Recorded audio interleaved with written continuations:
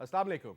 You're watching News and News, and I'm Faisal Rehman live from our Islamabad studios. Today, we'll be talking about a very important topic, and that is about the Russo-Pakistani relationship or Pakistan-Russia relationship. The most important factor is that, as we witnessed, that in the 1960s, OGDC was built by the Russians. In the 70s, Pakistan Steel Mill was built. And later on, there was this decline in the relationship in 1980s, perhaps because of the Afghan invasion by the Soviet Union and then the Pakistani support to the Mujahideen along with the Americans. Eventually, it resulted in the disintegration of Soviet Union, and we all witnessed that when the Wall of Berlin fell. But now, during the past, I would say, decade or so, whether it's the Russian side or the Pakistani side, under the leadership of Vladimir Putin, things have started getting better.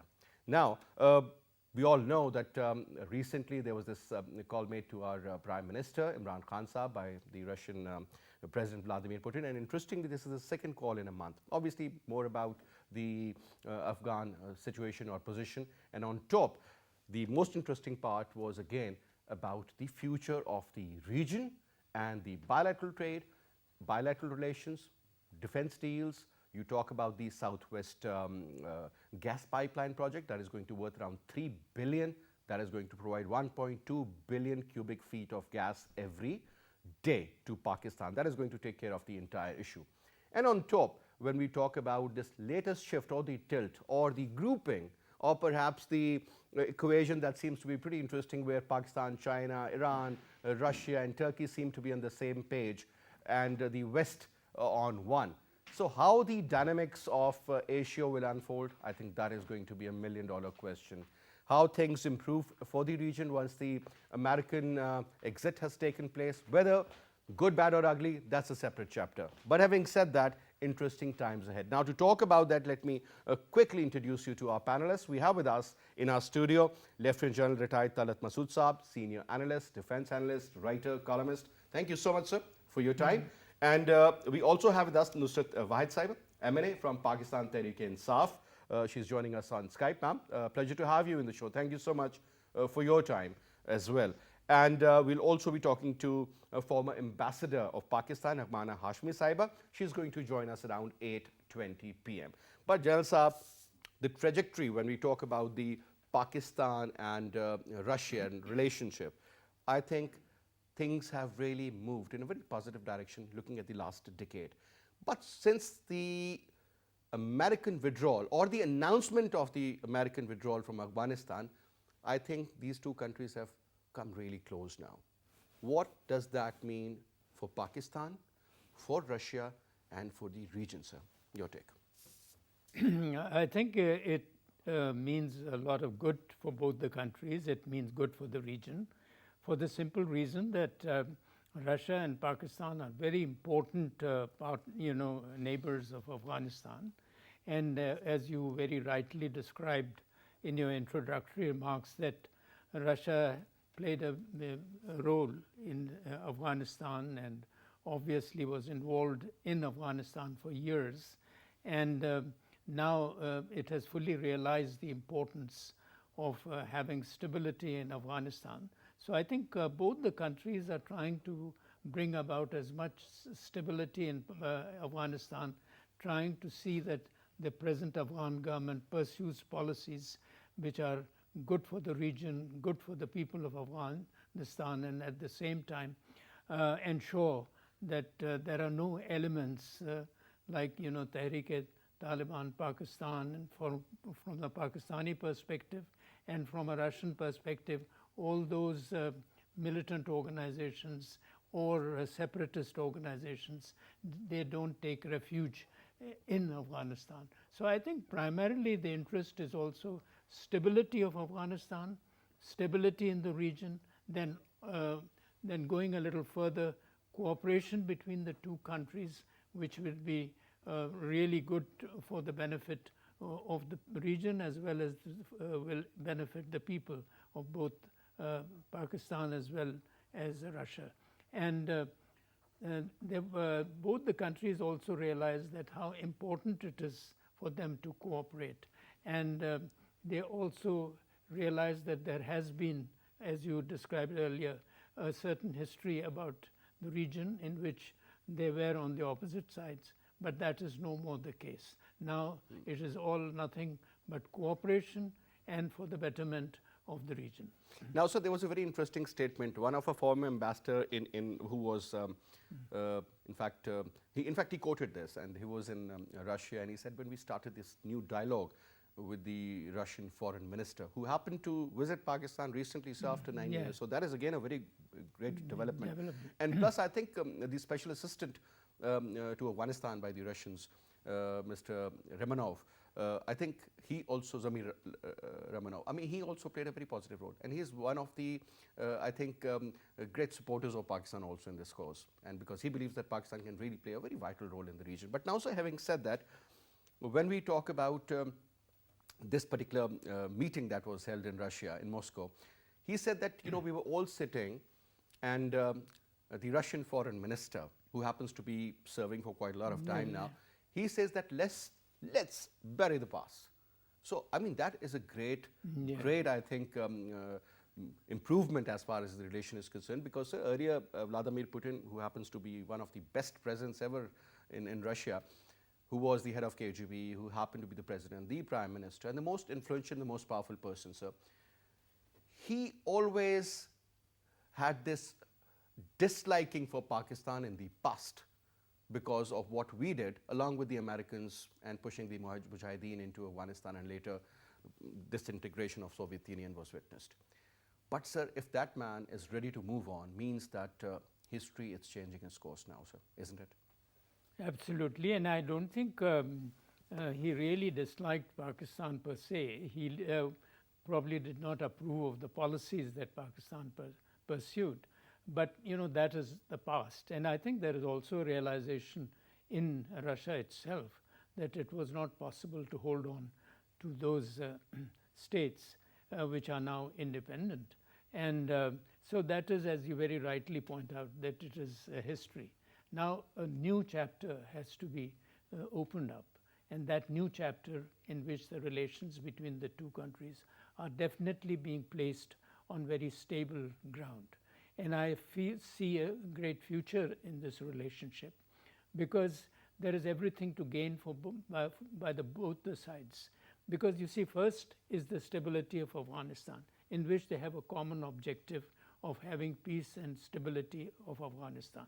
If they work together in terms of, you know, assistance of whatever form it is needed, in terms of trying to sort of modulate the behavior in case, you know, the Taliban leadership conducts itself in a way that it isolates itself globally, then I think they can surely pressurize or give them advice that they must conduct themselves the way that the people of the world expect them to do, and at the same time they should not really go back and conduct themselves exactly the way that they did 20 years back and got such a bad name and were not at all popular in Afghanistan, and their policies had failed. So they should not repeat their failures. So in this, Pakistan and Russia are also united, because they know that the fallout of disturbed and very sort of with all the upheaval there in Afghanistan, it will have consequences for both the countries. And I totally agree with you on that. So let me also engage our other guest, NUSRAT WAHID Sahiba. NUSRAT Sahiba, when we talk about the foreign relations or the foreign policy, I think the equilibrium seems to be pretty interesting, because we are still trying to balance it out. The European countries along with the Western world on one side, China, Russia and the Asian on the other. Now this is not an easy walk ahead for Pakistan, but I think either God is kind or some of our policy makers are pretty brilliant, I would say, that we are moving in the right direction. Whosoever you talk to, that engaging Russia was very important, whether through the military means that we in fact witnessed that our former Chief of Army Staff, whether it was General Rahil or later General Bajwa, their visits to Russia, the Russian foreign minister coming to Pakistan, and then on top, if you remember that Russian Foreign Minister Mr. Lavrov when he came to Pakistan after on a 2-day official visit. Prior to that, he was in India, and Narendra Modi did not meet him because he wasn't happy with the kind of surprises that were lying ahead. Like they said that we'll support Pakistan with equipment and military assets to combat terrorism, for that matter. Let's start off from there, ma'am. Bismillahirrahmanirrahim. Thank you so much for inviting me in your program. Pakistan is actually, I think, is situated in such a position that now nobody can ignore it. Before that, also we are playing a vital role in in Afghanistan war with Russia, and then America came and it started its war. Pakistan was deadly against that war. And we were always telling them that you should not fight with them. You know that our Prime Minister Imran Khan, even when he was not having any official position, he was saying that we should talk to Taliban, because they were also humans and they can be convinced by that.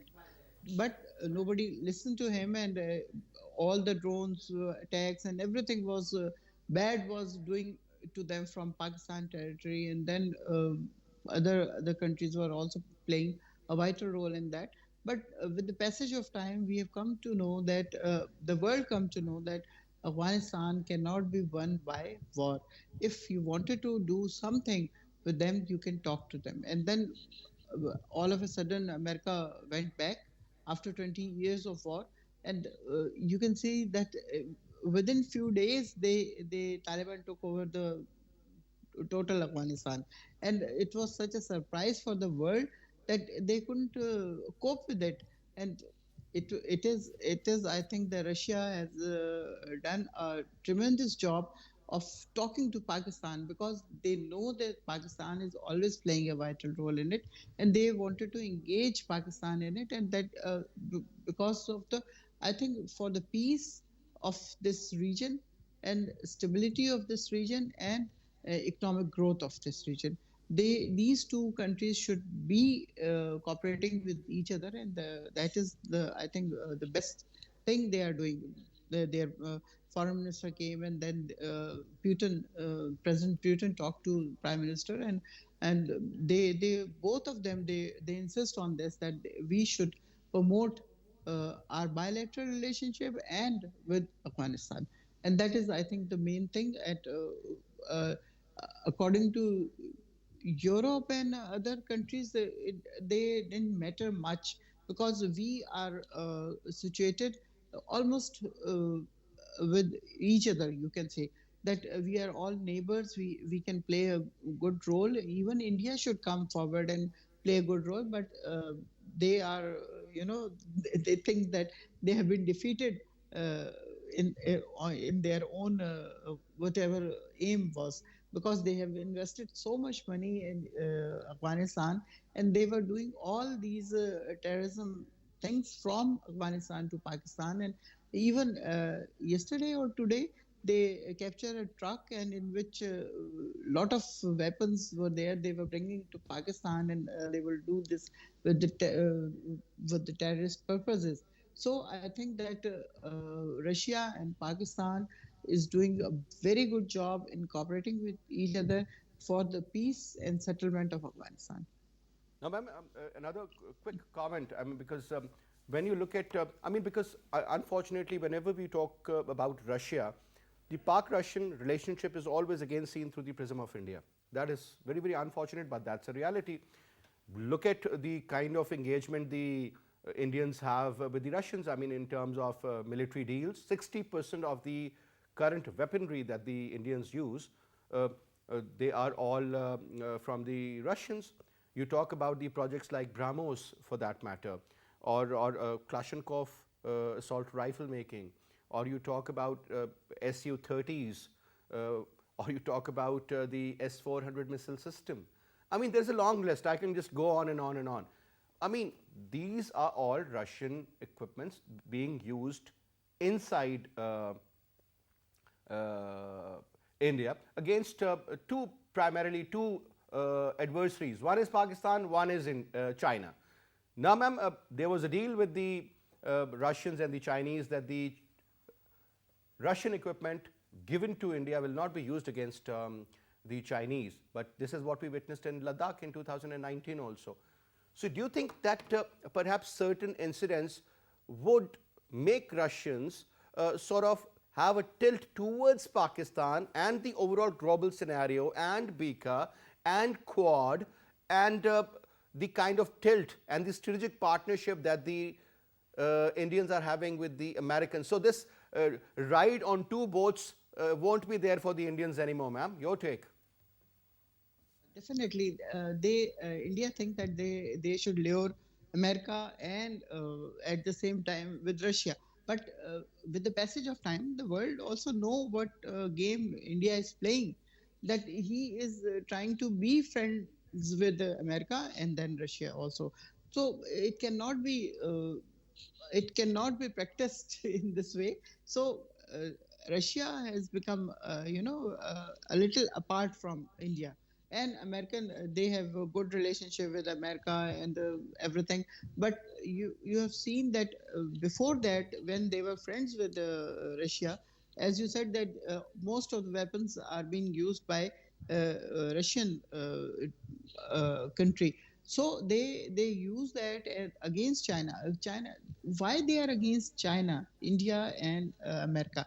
Because they know that China is not a fighter country. They are not going to fight in a way which America has been doing or which Taliban has been doing like that.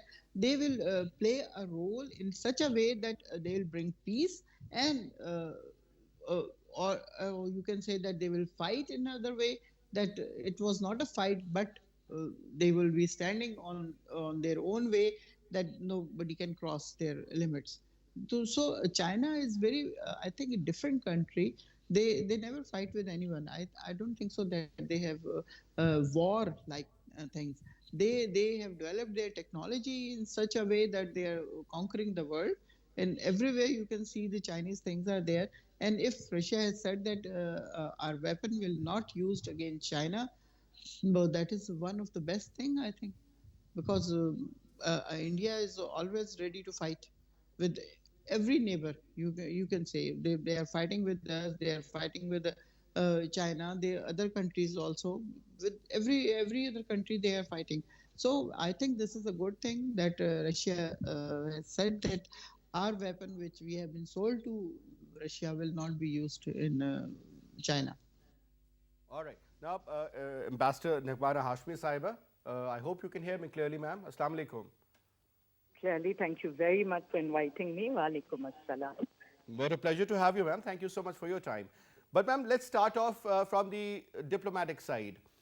You believe that during the last, let's say, 3, 4, 5 years, perhaps, half a decade or so, things have really improved between Pakistan and Russia, number one.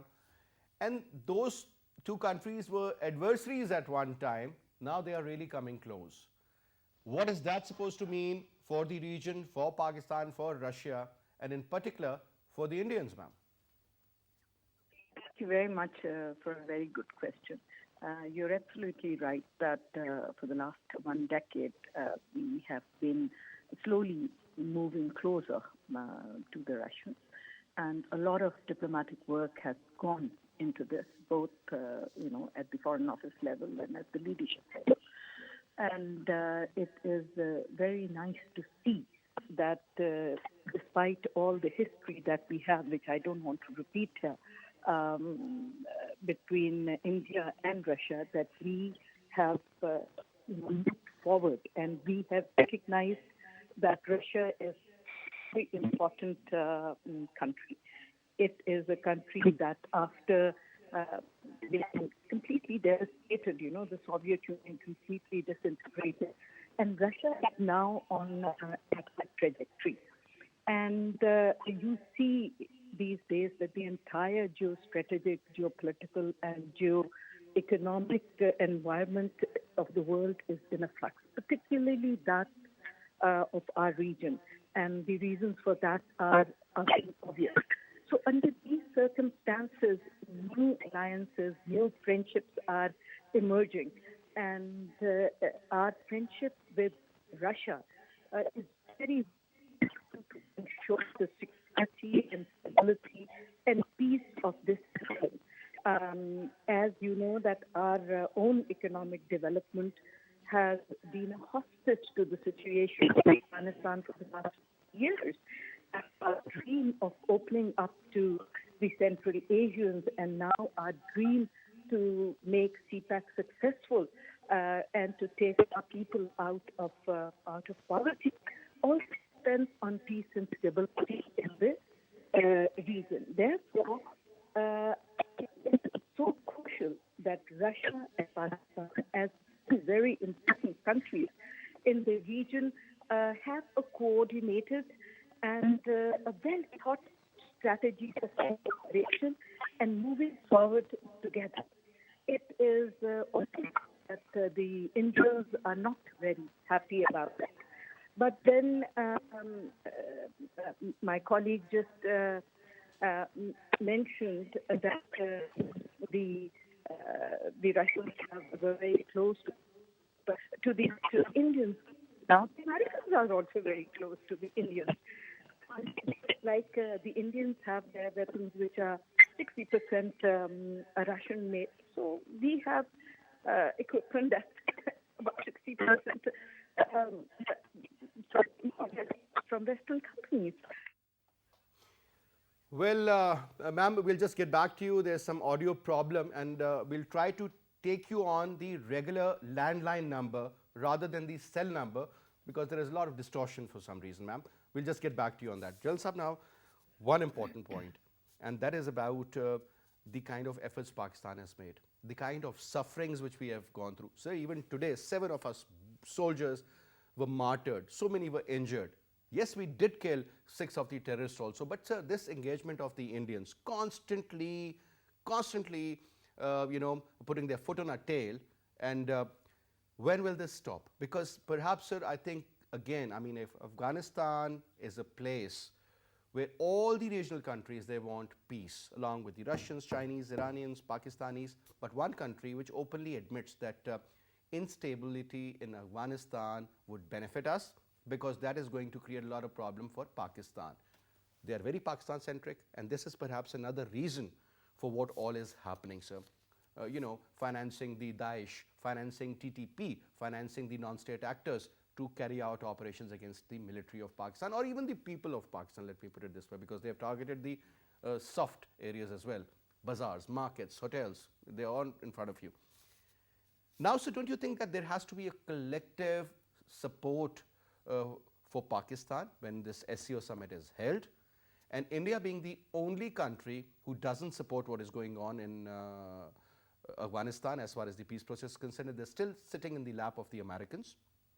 Having said that, on top, all the wrongdoings or all the terrorism inside Afghanistan or inside Pakistan is carried out by one single country, and that is India. Now, high time that India should be engaged. Rather, India should be warned, because SCO is a very strong summit, sir. This one. No, I don't think there is any possibility of the countries warning each other, because that is not done. That is not. But sir, if there is a conflict of interest, then. No, I think we have to understand that our relations with India are, of course, extremely adversarial, and whatever you have said is very correct, the way that they are conducting themselves in Afghanistan and trying to sort of use the Afghan territory, especially when it was very unstable, to sort of launch these attacks, and also to support and encourage forces which are anti-Pakistan, like the Tehreek-e-Taliban Pakistan, the Daesh, and all others, and using the porous border in order to sort of harm Pakistan. That is all very true. You see, you also have to see in the context that India is forcibly sort of has occupied Kashmir, and is really pursuing such policies in Kashmir which are, grossly, violating human rights, have more or less put the people of Kashmir in prison, and it wants to somehow or the other tries to divert the attention of the world by trying to pursue a very hostile policy towards Pakistan. Correct. so that the attention of the world is diverted from Kashmir towards India-Pakistan relations, and tries to project Pakistan in a very sort of a negative light. But today it's impossible to deceive the world, as you very rightly have said so. And I would say that it is only expediency which is preventing the major powers for saying anything against India or criticizing it, or sort of their relations being affected because of the trade and commerce, and also their anti-China. For instance, the West, especially the US, particularly at this point of time, the adversarial relationship that is developing between China and the US, Correct. in which India is becoming a partner of the US. But you must also realize that India is trying to play very clever, something what you said earlier, that on one stage they are also very close to the Americans, but they also want to remain close to the Russians. And the Russians too are wanting to have a good relationship with India, because they have strategic very interests. strong They have strategic and diplomatic and defense, commercial and defense and relationship. So they want to, even today, 60% of the equipment still comes from Russia. So all these factors, today diplomacy is a very complex matter. It's not a zero-sum game, So we also have to understand that. So I would say that we have to continue to sort of impress the world as to what India is doing, but at the same time also realize that there are limits to what we should have expectations because of the reasons that I have just mentioned. Now, Jalsa, one more quick comment, and that is about the kind of commercial engagement that Pakistan is looking forward to. We used to hear about TAPI, Turkmenistan, Afghanistan, Pakistan, Indian gas pipeline. Nothing has happened. I don't know whether it is going to happen in the future or not. IPI, Iran, Pakistan, India. India is energy thirsty, but still, sir, they have refused certain contracts because Pakistan was involved strategically in one way or the other. They can't get the energy from the Far East, obviously. It has to come either from the northern side or the northwestern side, sir. Now, the interesting part is that the Russian government is ready to finance $3 billion to make that north-south gas pipeline, sir. $1.2 billion cubic feet a day. Imagine, look at the magnitude. Perhaps because now the energy they used to give to the Europeans, they are getting it from America because it's cleaner. So they have to look down because they have surplus of energy, sir. And you talk about China, Pakistan, Iran. I mean, not Iran, but Pakistan, China, and these Central Asian countries, they really require it. Sir, these circumstances, do you think they will give us an edge in the future because of the sanctions put on Russians again, or on the Iranians perhaps by the Americans, IMF or World Bank for that matter, sir? Those sort of restrictions could bring these countries, could gel them better. I think this project is very attractive in that sense. Of course, it's very expensive, but the payment would obviously be spread. 1,100 kilometers long. Yeah, but it would also be spread. It's not going to be, Pakistan is not going to be asked to pay that amount. They know that. And so I think it is also a sort of an investment of Russia in Pakistan, which they foresee that it will give them good returns. At the same time, Pakistan is wanting alternate sources of energy, and this would be a wonderful idea to get this gas pipeline project materialize. So I think Pakistan is working on it. Obviously, it can't be just done like that. It will have to go through the entire process. And but it is one of those projects which are likely to be accepted by Pakistan, but it all depends as to what the price would be, how would it compare with the rest of the international market, and what would be the price of the entire installation of it, and so on and so forth. And to what extent Russia is prepared to give loans on that project, and what other considerations would be there in terms of security of that pipeline, because it will have to pass through areas which are rather desolate. So I think these are all considerations which are very important, and once they are sorted out, it's very likely that Pakistan may even accept a proposal like this, which would be good for Pakistan and would link the two countries much closer, because you then will have very major dependence. I think it's an economic ties. Yeah, These are the major strongest. dependence on Russia. So I think that's a very important area in which both the countries are looking very closely and very seriously. And I think there's going to be a lot of breakthrough during the next coming SCO summit, sir. Yeah, Because I think this SCO summit is very important, and it is, you know, it is something which all these four countries realize that the greater cooperation is amongst them, the better it would be. You mentioned something about India as to how they would react to India. I don't think they will take any position either for Pakistan or against India or against, you know, so I think they would remain neutral, because one of the, I think the fundamental sort of policy of the SCO has been that they would not engage in the politics of the countries which are involved, which are party to the but sir, SCO. if two countries are having a very, very bad relationship, then, you know, and the third country perhaps is suffering because of that, don't you think then they'll have to intervene that, hold on guys, you know, this needs to be sorted out, because your problem is creating a problem for the entire region and we are getting disturbed. No, but I don't think they feel affected in that sense, what you are trying to project. All right. Yeah. All right, so NAGHMANA HASHMI Saiba, coming back to you now. I hope this time the audio is clear, ma'am.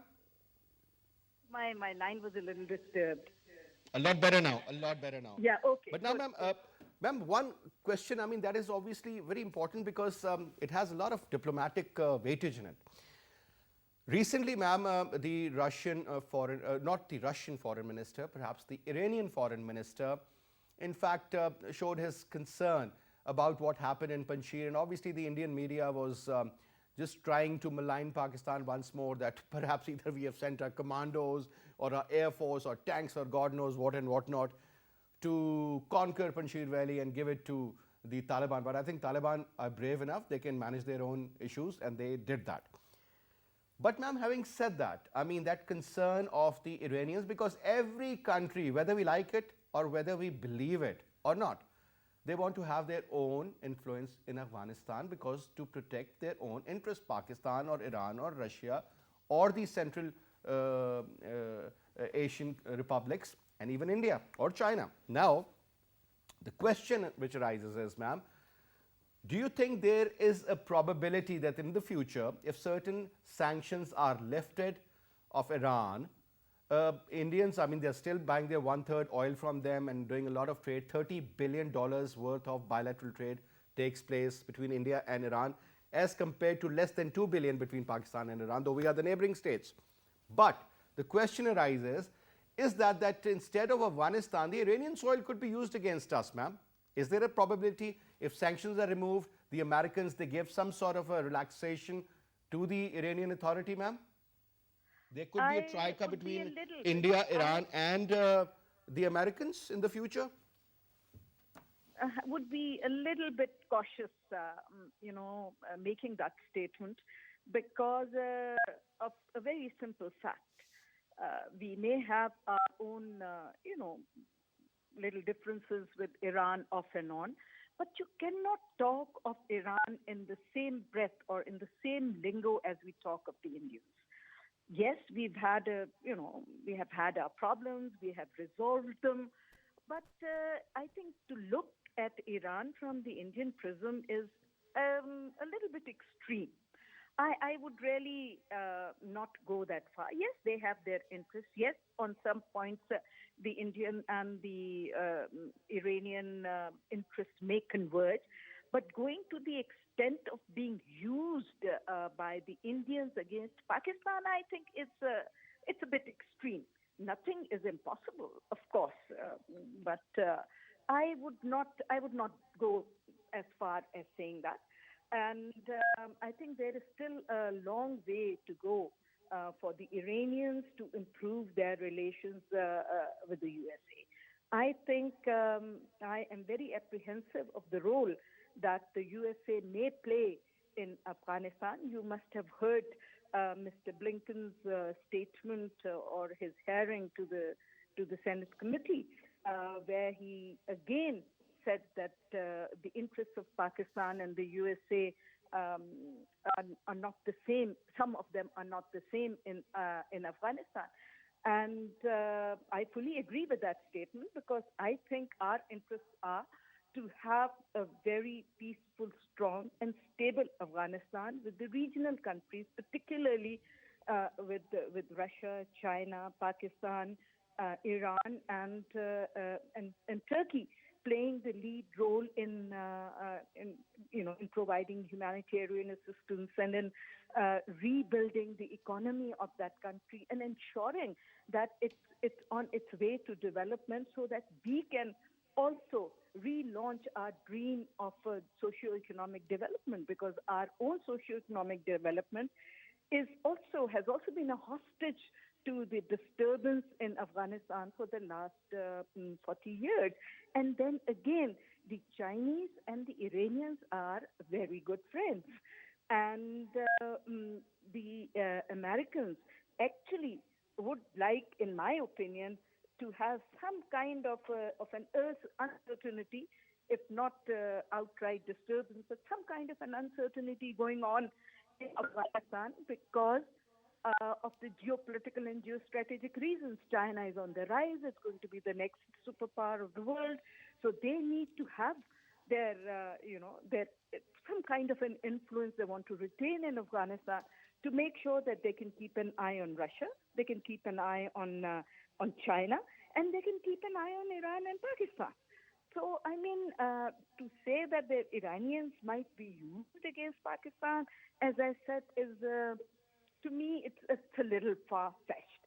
I'm much sort of in a state of distrust for the USA than of Iran. All right. Ma'am, one quick comment on another very important issue, because, ma'am, the West, they create the narratives. They are so powerful that they can, sort of put you under sanctions, whether it's Russia or it's China or it's Pakistan. This is what we have witnessed throughout history. Now, ma'am, do you think that equation is going to change? I mean, the West can do to a certain level, but East has its own weightage as well. Well, as they say, money makes the merry go round, and that is what the Bretton Woods, created, these institutions which are absolutely influenced by the West. And now with the European Union, or with including the United Kingdom, the economy is sort of slacking, and they have actually lost their independence in terms of defense and foreign policy. It's only a little bit Germany that sort of stands out a little. Otherwise, all of them are subservient to the American policy. But you are very right in saying that the West, particularly USA now, Europe started declining a long time ago, but USA is now a waning power. And, it's the last efforts of USA to try and, gain whatever influence they can around the world. Of course, it is still a very important part. It is going to remain a very important part for the next maybe 30 years. So we will have to continue to deal with it. But the political focus, or the political center, or the political pivot of the world has very effectively shifted from the Atlantic to the Pacific. And absolutely, the writing is on the wall. Now, if you look very closely at the Southeast Asian countries also, and the South Asian countries, you realize that China has a very strong influence on them now, because while the West was busy fighting and destroying one Muslim country after another, China utilized these last 40 years to not only develop itself and make it strong economically, politically, administratively, and in technology. That it has, carved its niche in Central and South America, in Africa, in a lot of countries in Southeast Asia, and in practically all the countries of South Asia. And all the countries have now road linkages. They have economic projects that have been financed by China. So, of course, this is, while it is a good thing because it's strengthening the Eastern world, but it is also becoming a source of contention, a source of conflict with the West. And it is, I think, will be very, very difficult for the Americans to bulldoze the world the way they used to. Absolutely. Because as they say, interesting times ahead, ma'am. And I'd like to say thank you so much for your time, ma'am. I wish we had more time. We could have talked more. But I wish we could have another session of a similar type where we can talk about the diplomacy and talk about the regional issues. Jan Sahab, last minute and last quick comment. Sir, I was reading an article that was very interesting about a few days ago, in which the Americans, they had in fact removed the THAAD defense system, the Patriot missile system, from the Saudi soil. God knows where they'll be taking it, but at least that has been removed. Very expensive. One missile cost Saudi Arabia $3 million, and they always fire 2 on 1 incoming from Houthis. Now, looking at the equation, so that also shows us that the mindset or the engagement of the Americans, that's moving from the Middle East and this part towards the Chinese side. So, do you think that this could be the right time for the Russians to engage all the adversaries of Iran and try to bring them in their own domain, sir? Well, I think one of the reasons why this THAAD has been removed, probably one what you are saying, but apart from that, I think the present president of the U.S., President Biden, he is not very, he doesn't seem to be too inclined towards the Saudis. He has his own views, and he is not, so I would say that you could feel it that today the relationship between the U.S. and Saudi Arabia is not as strong and as close. Khashoggi's issue is one major bone of contention for sure. Yeah. So I would say that this move is only just a reflection of that present. Of the long-term strategy, perhaps, sir? Yeah. It will take time, but this is what might happen. Yeah. So, but I would not read too much in that, because I think because the reason why I asked you this question was, Jan Sahab, that Pakistan has a great equation with these countries. So does India. So bringing in Russia in the equation could be a win-win situation for these Saudi or G6 countries. Let me put it this way, and the Russians. Actually, you see, you have to see that the oil-producing countries, and especially like Saudi Arabia, and also the extent of influence that Saudi Arabia has on the Muslim world. I don't think they can possibly neglect Saudi Arabia. Only thing is that they are probably trying to send a message that Saudi Arabia changes its policy in a way that it conforms to their so-called perceived interests. Let's see, sir. Well, as we always end up our show on this statement that interesting times ahead. Well, let's see. Anyway, Jan Sahab, thank you so much for your time, sir. And that's all we have for this hour. I'll see you inshallah tomorrow at 8:05. Till then, you take good care.